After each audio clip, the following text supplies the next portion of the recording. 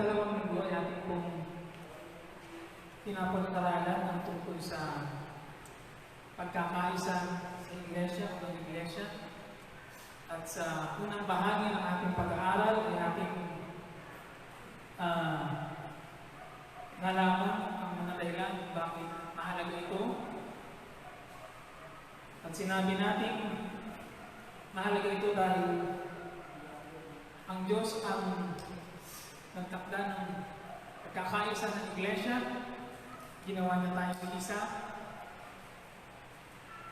Pangalawang dahilan ay dahil sa buklod ng kapayapaan nulot ni Kristo. At ang ikaw-tatlo ay ang dahilan ng ito isang utos na ibinigay sa bawat bahagi ng iglesia. Sa nakaraang linggo naman ay ating napakinggan na mahalaga ang pagkakaisa at para mapanatili ito, kailangan nating taglayin ang ilang mga katangian na tutulong sa atin para panatilihin ang pagkakaisa. At inaral natin ang 3 o 4, ang pagpapakumbaba, ang pagiging mahinahon, mabait sa isa't isa, ang pagiging matyaga, at ang pagmamahal o pagmamahalan, maging mapagmahal sa isa't isa. Lahat ng ito na ating inaral mula noong umpisa ay nag-aakay sa atin para higit na pahalagahan ang pagkakaisa ng iglesia. Hinihikaya tayo na gawin ang lahat ng pagsisikap na ating magagawa alang-alang sa kapakanan ng iglesia. Ang kabiguan natin mapanatili ito ay maaaring magresulta ng pagkakasalan natin sa Diyos. Lalo pa kung tayo ang maging dahilan ng pagkasira ng pagkakaisa sa iglesia.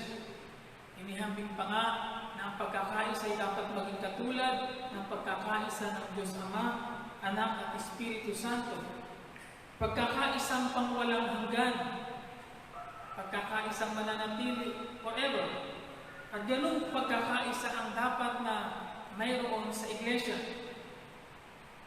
Ngunit alam natin ito ay hindi madali, kaya nga ibinigay ito isang utos at the same time para palagi tayong mapapaalalahanan at lahat magkakaroon tayong personal na pagsisikap na gawin ito dahil ito iniutos sa atin. At makakaasa naman tayo na gamit ang bahagi upang panatilihin ang kanyang iglesia at itinayo ay mananatiling buo magpakailanman. Dahil hindi papayag ang Diyos o sisira na sino man sa anumang kanyang ginawa. Tiyak na may parusang naghihintay sa kanila. Ngayon sa pagkakaisa ng iglesia, makakaasa tayo ng magagandang resulta. Ngunit sa hindi pagkakaisa, makakaasa tayo ng mga pangit na resulta. Sa pagkakaisa, maaari tayong makaasa at maghintay ng tiyak na tagumpay sa mga gawain ng ating mga paggawa. Ngunit sa hindi pagkakaisa, asahan natin mayroong maghihintay na kabiguan at kalungkutan sa ating lahat. Dahil palagi masakit ang dulot ng pagkakahiwa-hiwalay. Sa madaling sabi, ang iglesia rin ang unang makikinabang kung tayo nagkakaisa. Ngunit kung hindi, ang iglesia rin ang unang maapektuhan dito. Kaya kung ano ang magiging resulta sa mga paggawa ng iglesia, ay mayroong malaking papel na ginagampanan din ang pagkakaisa.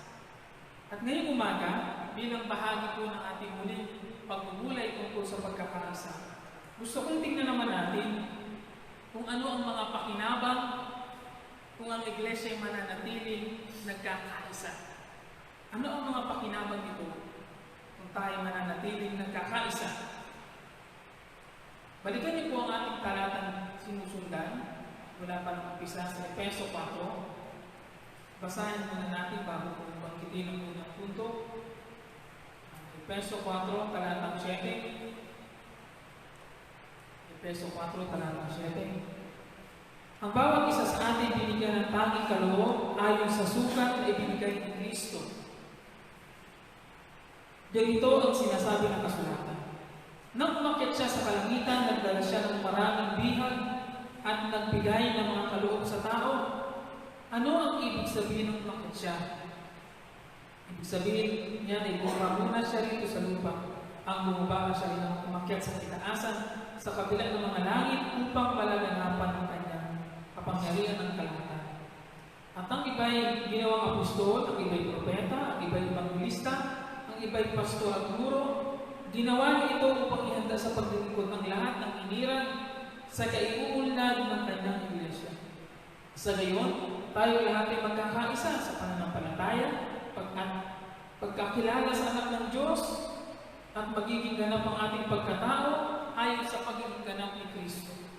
Hindi tayo matutulad sa mga batang nadadala ng bawat aral. Parang sa sakyang dagat na sinisiklot-siklot ng mga alon tinatangin ng hangin, hindi na tayo malilinan ng mga taong angat, iulit tayo sa kamalian.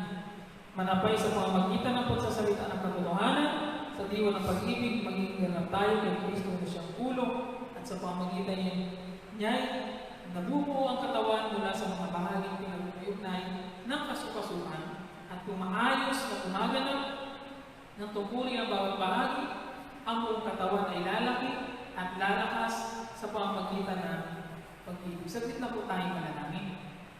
Ano patuloy kami humingi ng humihayag para sa iyong salita na aming mapapakinggan at tatanggapin ngayong umaga.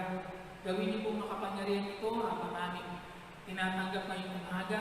Yun ay natatanim sa aming mga puso at isipan at tatago sa aming mga kaluluwa, Panginoon, upang sumadsad sa amin ang mga katotohanan dapat namin maipamuhay, lalo pa tungkol sa kahalagahan ng pagkakaisa sa Iglesia. At sa dulo ng lahat ng ito, Panginoon, ikaw ang katatanggap ng karangalan ng kapatid. Panalangin na namin ang lahat ng ito sa pangalan ng Panginoon Jesus. Amen. Una, sa pakinabang, mula sa ating binasa buhay, ang Iglesia ay lalago. Sabi doon sa verse 12, ginawa niya ito upang ihanda sa paglilingkod ang lahat ng iniran sa ikauunlad ng kanyang Iglesia. Pagdating naman sa verse 16, ay sinabi niya ganito, kung maayos na gumaganap ng tungkulin ng bawat bahagi, ang buong katawan ay lalaki at lalakas sa pamamagitan ng pag-ibig. Sa ESV translation, isinalin naman niyo sa isang salita. Ang sabi ay, when each part is working properly, in verse 16, makes the body grow. Makes the body grow. Tinitiyak ni Pablo na kung mapapanatili naman natin ang pagkakaisa at kung ginagawa ng lahat ang nararapat na gawin, katulad ng ating nauna at ikalawang pag-aaral, walang ibang resulta na maaasahan tayo kundi ang Iglesia ay lalago.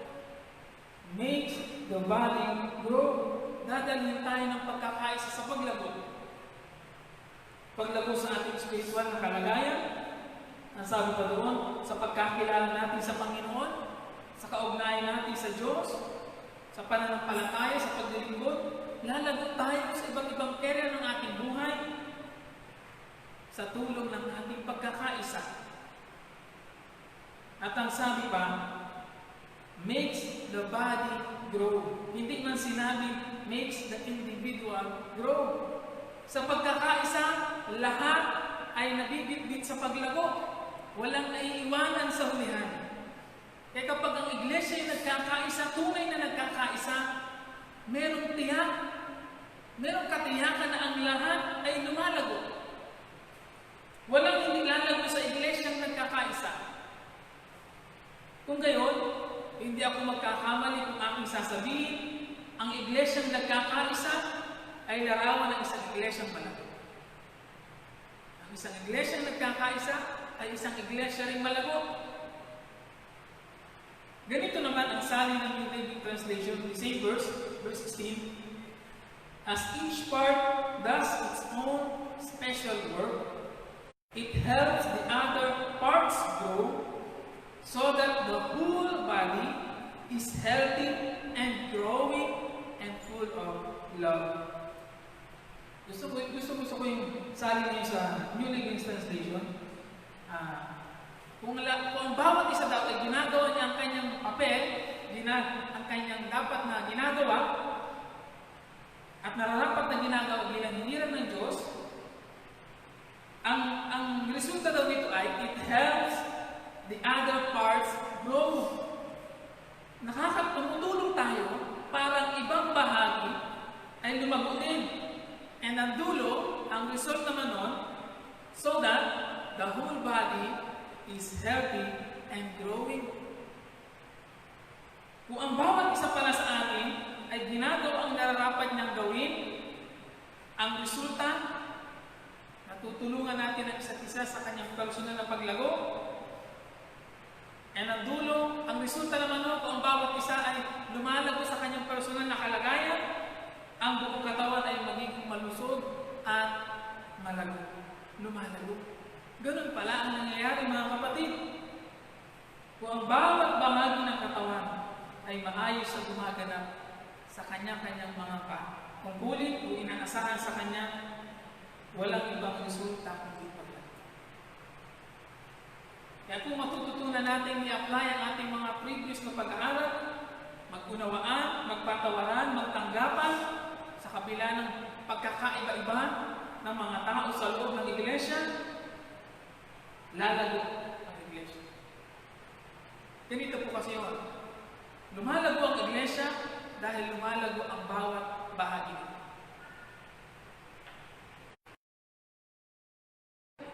Dahil lumalago ang bawat bahagi nito, ang paglago ng iglesia ay outcome o result lamang ng nangyayari sa buhay ng bawat individual sa loob ng iglesia. Kailangan natin sa ating personal na kalagay lumalago tayo sa salita ng Diyos, sa kaugnayan natin sa Kanya, sa pagkakilala sa Kanya, sa iba't ibang area ng ating buhay. Ngunit, may bahagi tayo sa ating personal na paglago. Ngunit kailangan natin ng iba para tulungan tayo sa ating patuloy na paglago. Kaya inilagay tayo ng Diyos sa iglesia. Kailangan natin ng isa't isa para tayo makapagpatuloy sa paglago. Kailangan natin magtulungan para maabot natin ang minanais ng Diyos para sa atin. Kaya nga ang turo ni Pablo, ang turo niya sa mga malalakas, sabi niya, kayong malalakas, pagtiyagaan nyo ang mga mahihina, pagtiyagaan na sila'y turuan, unawain, mahalin, para walang maiiwan at mananatiling nasa baba. Nasabi pa sa Roma 15:1, yun pala yung pinasa ko, dapat pagtiisan nating malalakas ang mahihina sa pananampalataya tungkol sa sariling kasiyahan ng isipin. Bigyan natin ng kasiyahan ng ating kapwa kung ikabubuti niya upang lumakas ang kanyang pananampalataya. Meron tayong ganoong hangarin sa isa't isa. Meron tayong ganoong desire na tumulong sa isa't isa para sa ikalalago, ikauunlad ng kanyang pananampalataya. Hindi pwedeng ikaw lamang ang nagpatuloy sa paglago. Makasariling pag-uisip mo yun. Sa iglesia nagkakaisa iba lang dapat pagiging makasarili. Dapat natin iniisip ang kapakanan ng iba. Ang kapatid ay parang ilang beses na hindi nakapanambahan. Ang kapatid ay ilang beses parang walang hindi nakikita. Hindi na nakakasubaybay sa devotion. Ano kaya ang nangyayari sa kanya? Pinagmamalasakitan natin ang isa't isa kasi ayaw natin merong may iwan sa hulihan. Hindi natin sila magiging kaisa kung gayon. Ang iglesia ay maapektuhan ng pagkakaisa ng iglesia kapag gano'n. Kaya kailangan natin matutunang pagtiyagaan sa isa. Magtutulungan, bibit-bitan tayo, hindi tayo papayag na meron maiiwan. Hindi natin papayagan yun. Walang lumalago ng mag-isa. Nakarating ka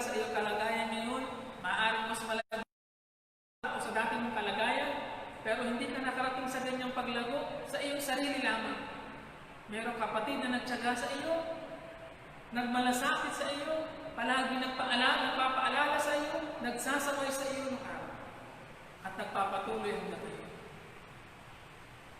Hindi ba ganun dapat ang nangyayari, mga kapatid? Magpapalakas tayo, magpapaalalahanan, magtatanggapan, magbibigayan kung kinakailangan. Ang sabi pa ni Pablo, Roma 14:19, kaya pagsikapan natin gawin ang mga bagay na makapagdudulot ng kapayapaan at makapagpapatibay sa isa't isa. Muli ginamit ni Pablo yung salitang pagsikapan para patuloy tayong hikayatin na buong sikap natin gawin ang lahat ng pwede natin magawa para sa ikatitibay at ikalalag ng bawat isa. Sa ganitong paraan, natitiyak natin na walang mananatili sa kanyang dating mababang kalagayan. Ito ay mga hakbang para sa paglagong espiritual na kailangan ng bawat isa. Kailangan mangyari at dapat nangyayari sa lahat ng bahagi ng iglesia. Ang pangit man din tingnan na dapat ay nanalaki katulad ng bata. Kung nalaki na, dapat ay ang bawat bahagi ng katawan mo nalaki din, nag-adjust din. Ang pangit namang tingnan kung yung ibang bahagi ng katawan ay nagalakihan, pero itong isang bahagi ng katawan na natiling banso. Ang sagwang tingnan. Nakita na ba kayo ng ganun? Malaki ang ibang bahagi ng katawan, pero meron ibang bahagi ng katawan na maliit. Hindi siya magandang tingnan. Pagsikapan natin. Walang sanggol sa kanyang sarili ang kayang asikasuhin ang kanyang sarili para makapagpatuloy sa paglaki. Ganoon din tayo, hindi tayo makakapagpatuloy sa paglago na tayo lang sa ating sarili. Kailangan natin ang isa't isa. Kaya nga tayo nasa iglesia. Kailangan natin makasama minsan ng mga taong mahirap mahalin para matutunan natin magmahal. Kailangan natin lumago sa pagmamahal. Kung ang dati kaya nating mahalin ay ang mga mababait, minsan iaalaw ng Diyos na makasama natin ang mga hindi mababait para lumago tayo sa pagiging mapagmahal sa kanila. Kahit sa tulad nila. Kailangan natin makasama ng mga taong pasamahin para lumago tayo sa pagiging matyaga, papagpasensya. Kailangan natin makasama ang iba't ibang uri ng mga tao. At yun ay nasa iglesia. Para lumago din tayo sa iba't ibang bahagi ng ating pagkatao. Kaya sa iglesia, hinumubog ng Diyos ang pagkatao natin. Labas sa iglesia, hindi ka pwedeng lumago sa mga katangian ni Kristo. Ano ang sabi ni Pablo? Ang sabi niya sa verse 13, huling bahagi, at magiging ganap ang ating pagkatao ayon sa pagiging ganap ni Kristo. Ang target natin sa paglago ay yung maging ganap ayon sa pagiging ganap ni Kristo.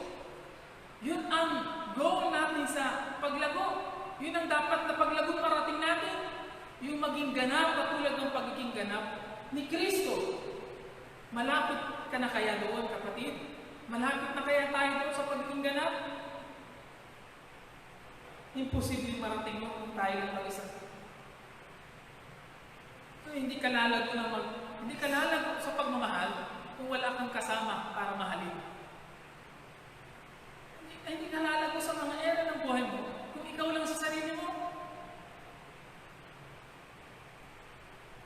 Totoo rin ito kahit sa paggamit natin ng mga espiritual na kaloob o ng ating mga kakayanan. Kaloob na yan ay ibinigay at idinisenyo ng Diyos para sa ikalalakas at ikatitibay ng kanyang iglesia. Ikatitibay ng iba. At hindi lamang para mag-gamitin sa pag-entertain. Sa iglesia na nagkakaisa ang mga kaloob ay hindi natin inatago at pinapagkait. Ipinapakita natin ito, ginagawa natin ito, ibinibigay natin ito para pakinabangan ng iba. para maging kalakasan ng iba. Ang lahat sa atin ay pinipilit, nagpapasyang maging available at willing na ibigay anumang meron tayo kung yun ay makakatulong para kanyang ikatibay ang ikalago. Kaya nga sabi ni Pablo sa Roma 12:6, ang may kaloob na magturo, magturo. Yung may kaloob na maglingkod, maglingkod. Yung sa pag-aabuloy, mag-abuloy ng buong kaya. Kung sa pamumuno, mamuno ng buong sikap. Kung pagkakawang gawa, gawin ito ng buong galak. Kung pagpapahayag ng salita ng Diyos, ipahayag mo ang salita ng Diyos. Kung ano ang ibinigay sa iyo ng Diyos, huwag mong ikip, huwag mong itago. Ilabas mo, gamitin mo, ibigay mo. Dahil kailangan niya ng mga tao. Kailangan niya ng iba. Hindi yan mapapakinabangan ng iglesia. Hindi yan mapapakinabangan ng iba.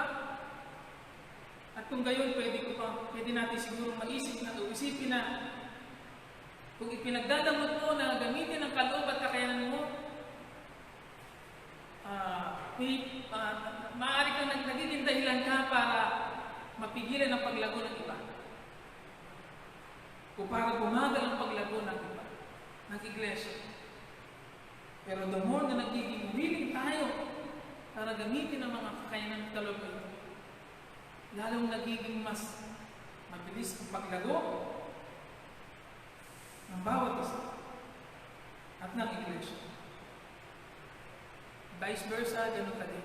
Kailangan mo ang kaloob at kakayanan ng iba para ikaw din ay patuloy na itibay at lalo. Sabi ng unang Korinto 12:7, ang bawat isa ay binigyan ng kaloob na naghahayag na sa kanyang espiritu para sa ikabubuti ng lahat. Napakalimang. Para sa ikabubuti ng lahat at hindi para lamang sa iyo. Kung pinagmamalasakitan mo ang kapakanan ng iba, your talents, o anuman ang ibinigay sa iyo ng Diyos para sa paglilingkod at sa ikatatatag ng kanyang iglesia.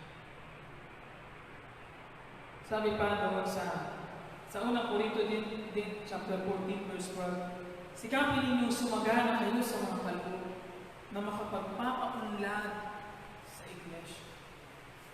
Sikapin daw natin sumagana sa mga kaloob na magpapaunlad sa kalagayan ng iglesia. Ganito kahalaga, mga kapatid, sa iglesia ang pagkakaisa.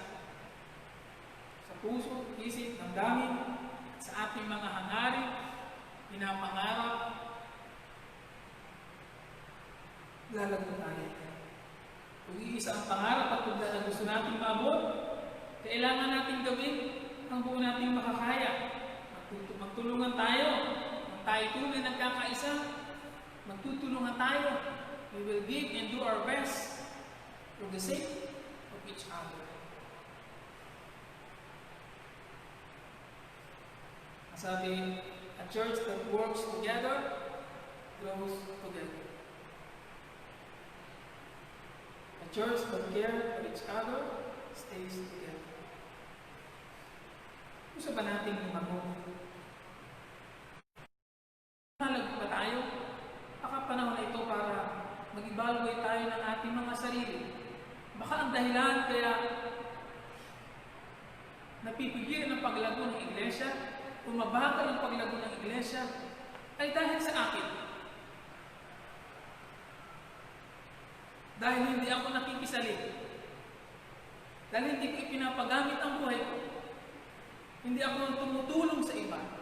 Hindi ako nagbibigay ng aking sarili para matulungan ang kapakanan ng aking mga kapatid.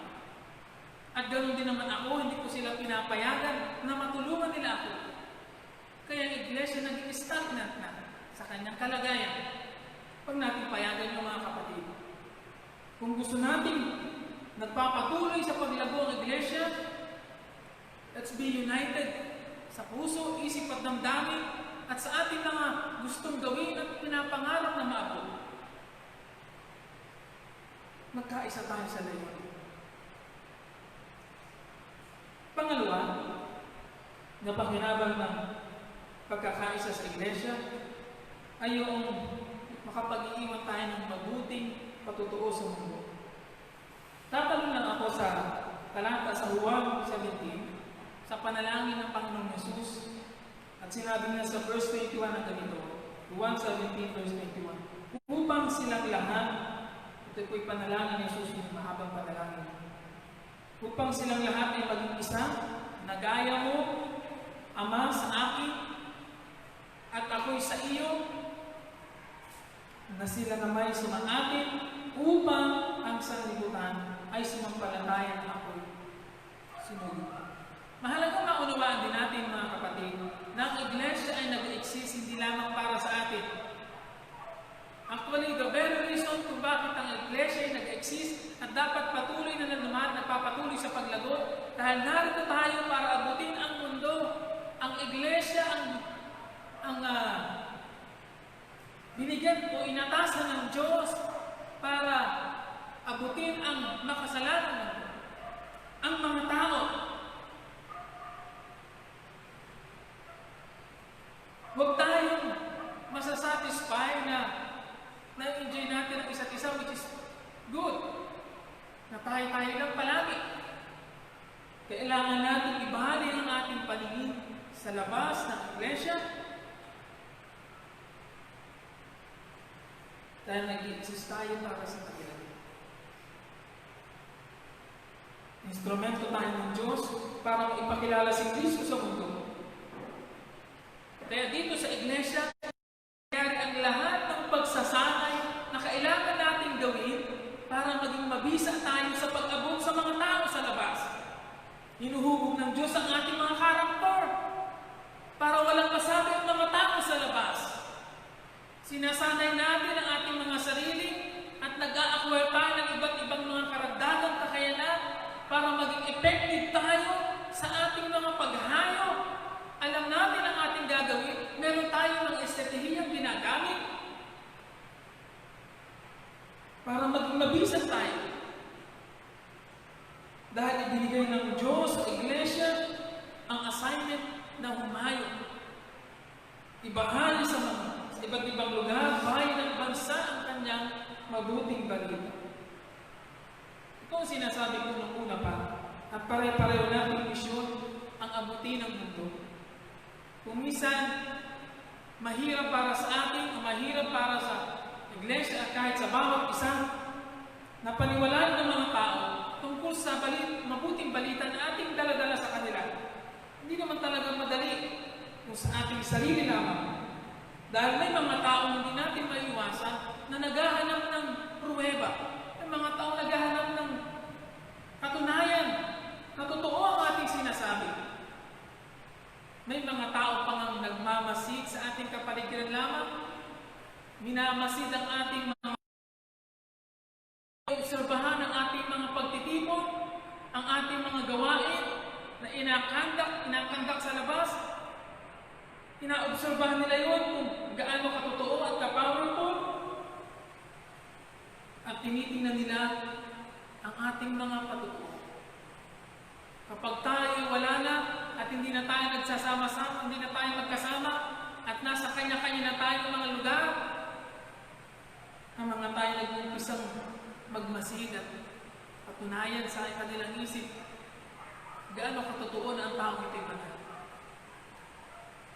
Ang ganitong mga bagay, mga kapatid, ay dapat magbigay sa atin ng paalala and at the same time ay babala na ingatan natin ang ating mga patutuo. Itinuturo natin na tayo magmahalan, magpatawaran, magtanggapan. Ngunit hanggang ngayon, hindi mo pa napapatawad ang iyong kapitbahay. Hanggang ngayon, nakatanim pa rin sa puso mo ang galit sa mga tao na nakit sa iyo nakaraan. Mga kapatid, gusto kong ipaalala ang ganitong katotohanan. Mahalaga kung ano ang ating buhay na pag tayo nagsasama-sama, ay ganoon din ang nakikita ng mga tao sa labas. Ang pagkakaisa ng iglesia hindi lamang dapat nakikita sa panahon ng pagsasama-sama at mga bayanihan, which is, hindi ko sinasabing masama, maganda yon. pa dapat na makita, dapat na makita higit pa doon. Ang ating pagkakaisa ay dapat nakikita sa ating mga pananalita, pakikitungo, at mga pagkilos, kahit sa mga hindi mananampalataya. Ang bait-bait mo sa iyong kapatid, pero pag sa ibang tao, grabe ka kung makasalita, grabe ka kung makakilos, parang hindi ka na mananampalataya. Dalawa ba ang identity mo? Mananampalataya ka kapag ito'y kasama ng ibang kapatid, pero nagbabago ka niyo kapag iba na ang kasama. Hindi dapat ganun. Ang ibig kong sabihin, mga kapatid, ay ganito. Sa tunay na nagkakaisang iglesia, dapat mayroong ganitong pagsisikap. Kung ang isang mananampalataya sa kabilang baryo, o ang isang kapatid sa kabilang baryo nakatira ay nagsisikap na mamuhay ng matuwid at matapat ayon sa itinuturo ng kanyang salita, ang salita ng Diyos, dapat ganoon din ang pagsisikap ng isang kapatid na nasa kabilang baryo naman na nagsisikap din na mamuhay ng matuwid at banal sa paningin ng Diyos at ng tao. Kung ang isang kapatid ay ginagawa ang buo niyang makakaya upang maiayos ang kanyang mga kaugnayan sa kanyang kapwa, dapat ganoon din yung isang kapatid sa kabilang lugar, nagsisikap din na gawin ang kanyang buong makakaya para ayusin ang kanyang mga kaugnayan at pakikisama sa ibang mga tao, lalo na sa mga hindi mananampalataya. Ano ang mangyayari kung mayroong isang taong parehong nakakakilala sa dalawang ito? Ang isa ay nagsisikap, ang isa ay hindi. Pareho sila dito sa loob, pareho makikita mo na parang napakabanal, napakatuwid, napakaayos ng kanilang pagkatao, pero pagdating sa labas, magkaiba silang dalawa. Ang isa ay nagpapatuloy, ang isa ay waring huminto. O pansamantalang huminto. Hindi dapat ganun. Ang dapat sa tunay na nagkakaisa ay kahit hanggang sa labas, nagkakaisa tayo sa pagsisikap na gawin ang pamumuhay na nakalulugod sa Diyos. Nagkakaisa tayong magsikap na magpakita ng patotoo sa mga tao. Gano'ng kalakas ang impact sa tao ng ganitong patotoo? Na pareho ang nakita nila nagsisikap ng ibang kabila. Hindi perfect, hindi ko sinasabing maging perfect sa lahat ng bagay. Ngunit yung makita ng mga tao, naroon ang pagsisikap, ipamuhay ang buhay na nakalulugod sa Diyos, palagay kay kahit hindi tayo magsalita, sapat na ang kanilang nakikita para maniwala silang tayo ay kay Kristo. Meron bang nag-iisip sa atin na ang magsama-sama, magkatipon ay sapat na? Higit nating mabibigyan ng maghibay na patunay ang ating dalang mensahe sa mundo kung nakikita ito sa buhay ng bawat isa. Iisa ang Espiritong suma sa atin, gumagawa sa atin, iisa ang pinaglilingkuran nating Panginoon, iisa ang pananampalataya, iisa din ang ating tinutudla, mga kapatid. Iisa. Kung iisa tayo sa lahat ng aspeto ng yan, sa lahat ng aspeto na yan, ang ating buhay pananampalataya, magkakahiwalay ng tayo physically, dapat nananatili iisa at pareho. Mananatili iisa ang ating tinutugla, iisa ang ating hinahanap. Nagkakaisa tayo, nangangarap at papilala sa Kristo sa mga tao sa paligid natin. Sa ating kapitbahay, kapamilya, kaibigan, mga taong gusto nating makakilala din sa Panginoong Jesus. Lalo pa at isa o dalawang beses lang naman tayo sa loob ng isang linggo na nakikita at nagsasama-sama. Higit na masusubok, di ba? Higit na masusubok ang ating tunay na pagkakaisa. Kung tayo kaisa sa iglesia, sa pananampalataya, pagsunod, paglilingkod. Kung tayo nasa kanya-kanya natin mga lugar. Kung tayo, yung wala nang nakakita sa atin na kapatid. Dapat ang pagkakaisa natin ay sa Spirit. Not by flesh. We are united by the Spirit. In Spirit. Ang Spirit ang nag-uugnay sa atin. Kaya kahit tayo magkakahiwalay, magkakaisa pa rin tayo. Kaya nga kahit po yung mga nasa online ngayon, hindi man namin kayo kasama physically, magkakaisa tayo. Iisa tayo united. Hindi dahil we have the same Spirit na nananahan sa atin. Sabi ng Roma 14:17, sapagkat ang pagpasok ng tao sa kaharian ng Diyos ay hindi nababatay sa pagkain at inumin kundi sa pagiging matuwid, pagkakasundo-sundo at kagalakan ng bawang kaloob ng Espiritu Santo. Ang naglilingkod ng gayon kay Kristo ay kinalulugdan ng Diyos at iginagalang ng mga tao. Mga kapatid, kikilalanin ng mga tao sa labas ang ating mga mabubuting magigay tayo ng respeto nila. At napakagandang umpisa nun, the moment na mag-gain natin ang kanilang respect, napakagandang umpisa nun para maihatid natin ang mabuting balita sa kanila.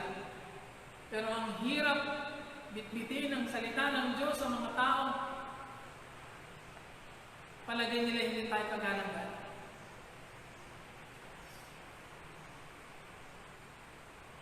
Ang mga tao hindi may ilan na lumapit sa atin. Kaya hindi lamang natin maakit ang mga tao na maniwala sa mensahe natin dala, kundi hahanga pa sila kung paano tayo namumuhay sa mundong magulong ito. At kung they will be amazed kung paano nagagawa natin mamuhay ng matuwid at banal despite of the sa kasamaan na nag-iiksiso na meron sa ating kapaligiran. Samantalahin natin ang pagkakataon mga kapatid na maipadama ang pagmamahal at pagmamalasakit na mayroon tayo sa iglesia hanggang sa labas. Sabi ni Jesus, tayo ay mga asin at ilaw ng sanlibutan. Ang asin at ilaw ay parehong may pagkakatulad sila. Ang pagkakatulad nila ay sila patungkol pareho sa influensya. Yung maka-influensya sa marami. Ma-influensya ang kanyang nasa paligid. Gamitin natin ang ating mga buhay at patotoo mga kapatid upang ang influensya ng iglesia ay lumawak sa mundong ito at sa gayon makapag-ministeryo tayo sa higit na mas maraming kaluluwa na wala pa kay Kristo. Sa gayon, pwede kong sabihin na kahit ang paglago sa bilang ay hindi rin imposible na marating natin dahil sa nagkakaisang pagtutoo ng iglesia. Dahil sa nagkakaisang pagtutoo ng iglesia. Mga kapatid, kamusta ka sa labas? Kamusta ikaw sa buhay mo kapag hindi mo nakasama ang ibang mo mga kapatid?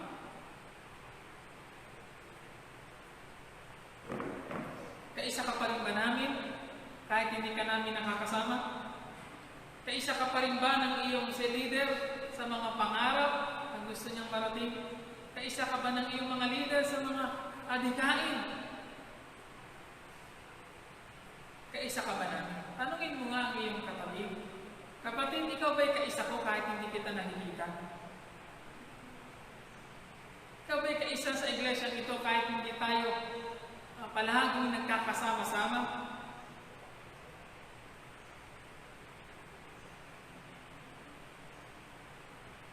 Pagsikapan natin. Pangatlo, na pakinabang ng pagkakaisa. Ano nga po yung una? Sa pagkakaisa, tayo ay lalago. Sa pagkakaisa, makapag-iiwan tayo ng mabuting patutuo sa mundo. At pangatlo, ang Diyos ay napaparangalan. Ang sabi ng Roma 15:6, babasahin ko lang po sa English, sundan nyo lang sa Tagalog. English pa rin ito. Roma chapter 15 verse 6, and then all of us together with one voice giving glory to God, the Father of our Lord Jesus Christ. Ang Diyos ay napaparangalan sa ating pagkakaisa. Ang Diyos ay tatanggap ng parangal na nararapat para sa Kanya. Hindi ba mga kapatid, kung sa iglesia, kung ang iglesia ay hindi nagkakaisa, watak-watak, nagkabahagi, walang tunay na pagsamba tayong masasabi na nangyayari. Kung magkakasalungat ang mga kaugnayan at hindi nagkakaisa, paano magkakaroon ng tunay na pagsamba sa ganoon? Dahil ang hindi natin pagkakaisa ay maaaring naglalarawan ng isang kalagayan na ang sentro ng iyong puso't isipan ay wala sa Diyos, kundi nasa iyong sarili. Nasa iyong sarili kapakanan, nasa iyong sarili gusto. Hanggat hindi na pagbibigyan yung gusto mo, hindi magiging maayos. Wala sa Diyos ang sentro ng ating buhay. Kaya pwede kong sabihin na ang pagsasama-sama ay hindi nangangahulugan. Itong ating meron tayo, ang pagsasama-sama hindi nangangahulugan na nakakasamba na tayo sa Diyos at nabibigyan na natin ng lugod ang Diyos sa ating pagsasama-sama. Kung ang ating mga kaugnayan naman sa isa't isa ay wala sa ayos, wala rin kabuluhan. Kahit gaano pa karami tayo na magtipon ngayon at magtipon linggo-linggo, hindi yun pwedeng agad na maging patayan para masabing ang Diyos nga ay naparangalan. Ang dapat ay magkakasama tayo at nagkakaisa sa puso, isip, hallelujah. Nasabi ng awit, naalala ko lang, napakaligaya at kahanga-hanga sa ating pagmasid, ang nagkakaisa at lagi sama-sama, magkakapatid. Nasabi doon nagkakaisa at laging sama-sama. Napansin ko lang, na una-muna ay nagkakaisa bago yung sama-sama. Napansin ko lang doon sa talata, nagkakaisa at laging sama-sama. Kaya yung pagsasama-sama, ay pwede natin sabihin na resulta din yun ng pagkakaisang meron sa iglesia. Nagsasama-sama tayo dahil sa pagkakaisa. Dapat ganoon. Pero kung mga kaugnayan ay hindi ayos, and yun nagkakatipon, ang sabi ni Jesus, at paulit-ulit natin pinapaalala yun sa ating sarili, sa isa't isa, iwan mo muna ang iyong handog, makipag-ayos ka sa iyong kapatid, saka ka bumalik sa akin para maghandog. Kapag naisip mo, nalaman mo meron hindi ka ayos sa kapatid na hindi ayos sa iyo, o ikaw hindi ayos sa isang kapatid, iwanan mo muna saglit ang iyong paghahandog. Puntahan mo yung taong yun. Si Jesus ang nagsabi nito. Ano ang kabuluhan na tayo nagsasama-sama? Ngunit basag naman ang ating mga kaugnayan. Parang mas maigi pang huwag na magsama-sama kung basag naman ang mga kaugnayan. Wala tayong mapapangyaring makabuluhan. Ewan ko sa inyo kung maaluhan ang sumamba na meron kang kagalit, katampuhan na nasa loob ng iglesia. Madalas ay katabi mo pa. Maaring asawa mo, kapatid mo, si nanay, si tatay mo, kasi nagkaawayan kayo sa bahay bago pumunta dito. Hindi ko sinasabing palagi, pero makakasamba ka pa kayo ng maayos kapag ganoon. Hindi ko alam kung nakaka-out kayo ng buong ligaya at buong galak. Kung sa puso mo ay mayroong bahaging yung katabi mo o yung nasa likuran mo, hindi kayo ayos. And yet, sabi pa na kahit buong galak, maumawit. Parang ang hirap, parang ang bigat.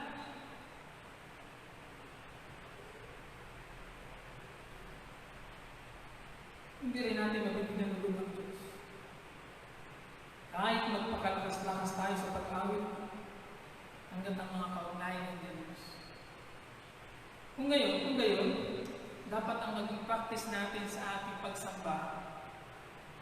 Tiyakin mo munang ayos ka sa iyong kapatid. At kung kapatid mo hindi ayos, agad kang makipag-ayos.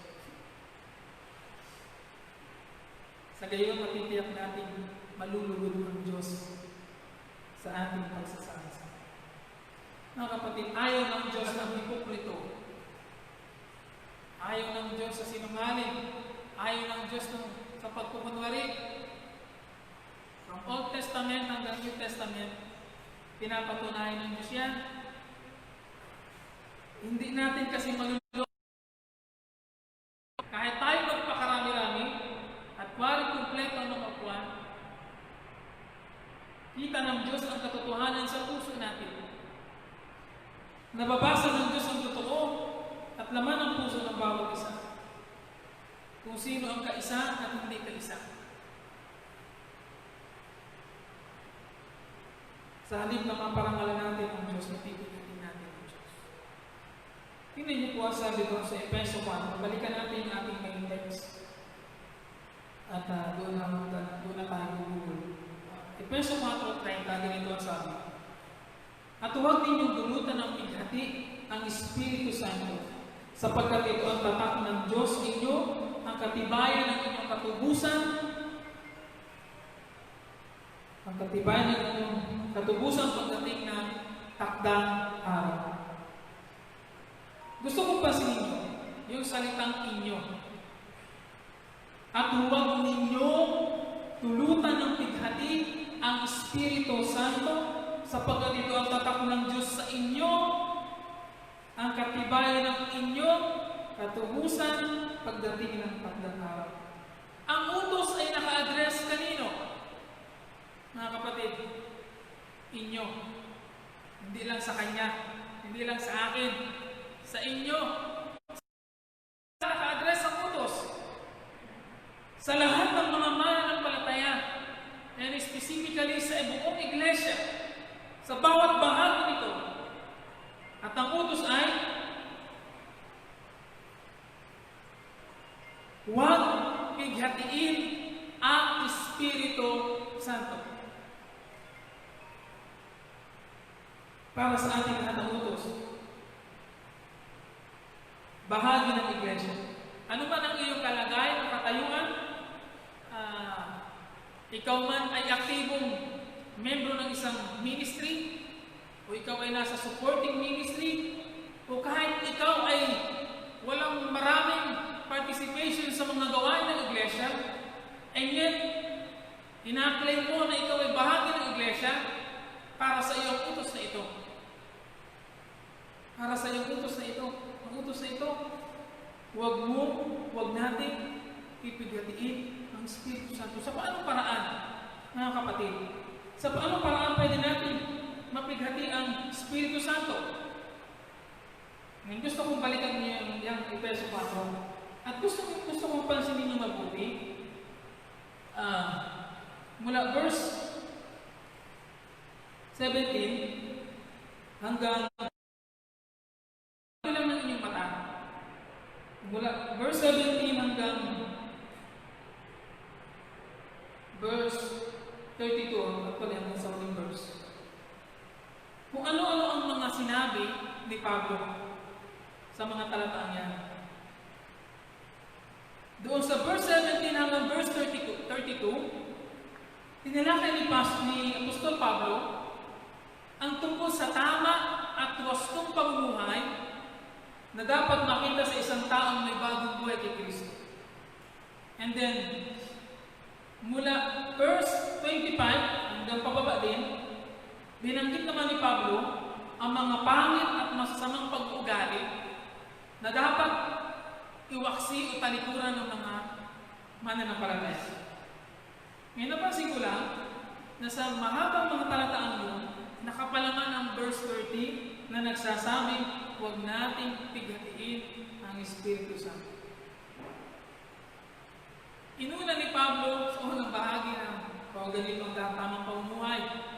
And then sa pahuling padulo, ito ang mga ugaling dapat naman ninyong iwasan. Bakit kailangan nyo gawin yan? Ito, may utos. Mapipigati ang Espiritu kapag hindi yung ginawa. Isang utos at pababalak na balak para sa iglesia. Ano kaya ang sa Espiritu ngayon?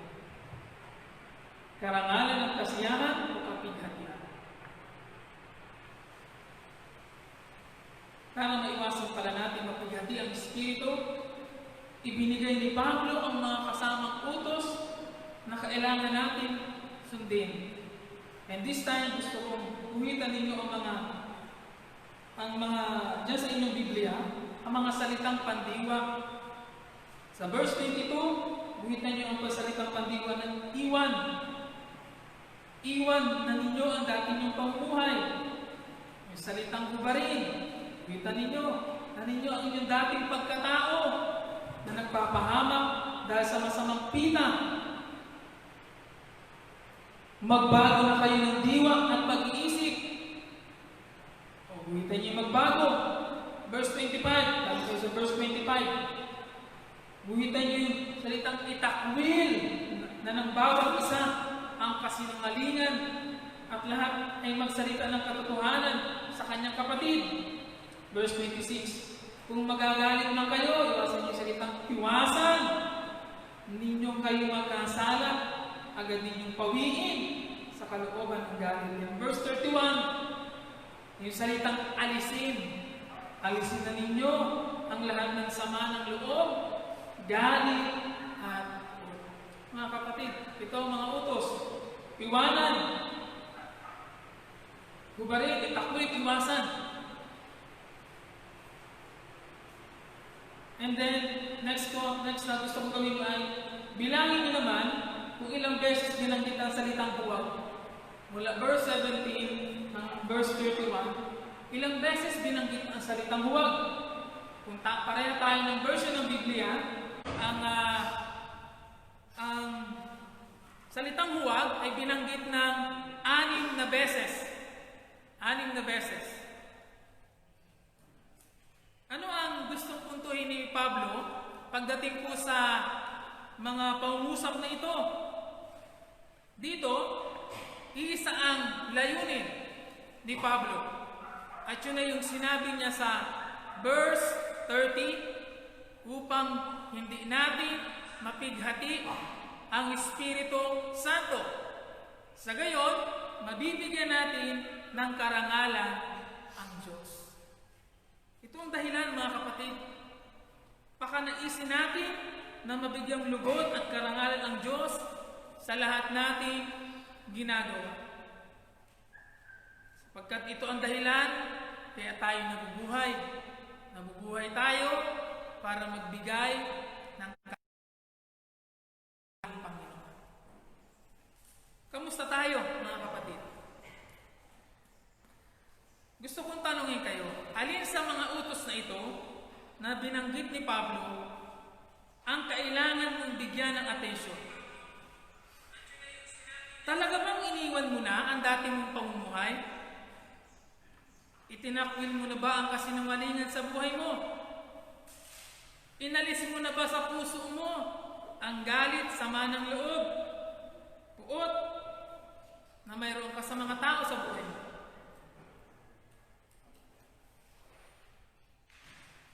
Itinakwil mo na ba ang kasinungalingan? Mga kapatid, kailangan natin magawa ang mga bagay na ito kung gusto nating tunay na mapaparangalan ng Diyos sa ating mga ginagawa. Iwan na natin, itakwil na natin, alisin na natin. Tiyak iglesia ay magiging kasiyahan ng Diyos. Kapag ka ang mga bagay na ito ay dala-dala mo pa hanggang ngayon, pwede kong sabihin na hindi ka pa talaga tunay na kaisa ng iglesia ito. Sa ilang bahay, kailangan mong alisin, kapatid. Kailangan mong iwaksi ang dapat iwaksi. Itakwil ang dapat mo nang itakwil. Iwan ang dapat mo nang iwan. Sa gayon, buong-buo kang magpapakinabangan ng iglesia. Walang magiging kaagaw ng iglesia sa iyong puso. Iisa ang ating Diyos na pinaglilingkuran, kaya dapat lamang na nagkakaisa tayo sa lahat ng ating mga hinahangad. At higit doon, ang mabigyan ng karangalan ng ating Panginoong Jesucristo. Masasabi ba nating sulit ang pagkakaisa, mga kapatid, kapag ganyan ang mga resulta na ating makikita at mararanasan? Masasabi kong sulit ang pagkakaisa. Maaaring ang iba sa atin ay mas maraming tiisin ang kailangan danasin. Maaaring iba sa atin mas maraming sakripisyo ang kailangan ibigay alang-alang sa pagkakaisa. Hindi nga ba laging madali? Dahil hindi ko naman ipinapangakong ito'y madali. Kaya nga sabi ni Pablo, pagsikapan nating lahat. Hindi palaging masaya ang karanasan sa buhay. May mga panahong darating na tayo ay susubukin, hahamunin ang ating pagkakaisa. Pero huwag tayong patitinag, mga kapatid. Huwag natin bigyan ng pagkakataon ang kaaway na magdiwang. Huwag tayong pumayag. Bilang isang nagkakaisang iglesia, pagsisikapan natin lahat na ipamuhay ang buhay na matuwid at nararapat sa mga tinawag ng Diyos. Sa gayon, makapag-iiwan tayo ng hamon sa mundo ito. Bilang isang iglesia na nagkakaisa, tutudlain natin palagi at nagkakaisa tayo doon. At sa hangarin na magbigyan karangalan ang Diyos. Tagumpay tayo bilang iglesia, tagumpay tayo sa ating misyon sa mundong ito, kung ang pagkakaisa nito'y nasa atin. Awit 133, verse 1 yung ating binanggit na talata kanina na napakaligaya at kahanga-hanga sa ating pagmasid ang nagkakaisa, laging sama-sama ng magkakapatid. Di ba't kay gandang pagmasdan ang isang iglesia nagkakaisa? Masarap pagmasdan sa paningin ng Diyos at masarap pagmasdan sa paningin ng mga tao sa ating kapaligiran. Maligaya ang iglesia nagkakaisa. Amen? Maligaya ba ang iglesia nagkakaisa? Maligaya ba tayo? Maligaya ba tayo sa isa't isa? Amen? Bilang pamuli at pambukas ng talata sa Pilipos chapter 2 verse 1 to 2. Yung verse 1 ng Pilipos chapter 2 ay tanong. Ngayon, kapag babasahin ko po, kung kayo sang-ayon at totoo sa inyo yung tanong na yun, sasagot kayo ng amen. Ayos po ba? Yung verse 1 ng Pilipos chapter 2. Okay, ganito po ang sabi. Pilipos chapter 2 verse 1. Nagbibigay ba sa inyo ng kasiglahan ang buhay na nakaugnay kay Kristo? Naaalin ba kayo ng kanyang pag-ibig? Parang hindi kayo kumbinsido. Uulitin ko, nagbibigay ba sa inyo ng kasiglahan ang buhay na nakaugnay kay Kristo? Yun. Naaalin ba kayo ng kanyang pag-ibig? May pagkakaisa ba kayo sa Espiritu Santo? Ay, dapat mas malakas doon. May pagkakaisa ba kayo sa Espiritu Santo? Kayo ba'y may nadaramang hangarin na tumulong sa iba? Amen. Pwede ba palakpakan natin ang Panginoon, mga kapatid? Verse 2, ganito ang sabi ni Pablo, at ito din ang aking panambitan sa inyo ngayong umaga. Kung gayon, lubusin ninyo ang aking kagalakan, maghari sa inyo ang pagkakasundo, mabuklod kayo ng isang pag-ibig, at maging isa kayo sa puso diwa. Mga kapatid, gusto kong tapusin ang aking mensahe ng umaga sa parehang panambitan ni Pablo sa inyo bilang inyong pastor at leader. Naway maghari sa inyo, sa ating lahat, ang pag-ibig, mabuklod tayo ng pag-ibig ni Kristo, maghari ang pagkakasundo, at maging isa tayo sa puso at diwa. Pagpalain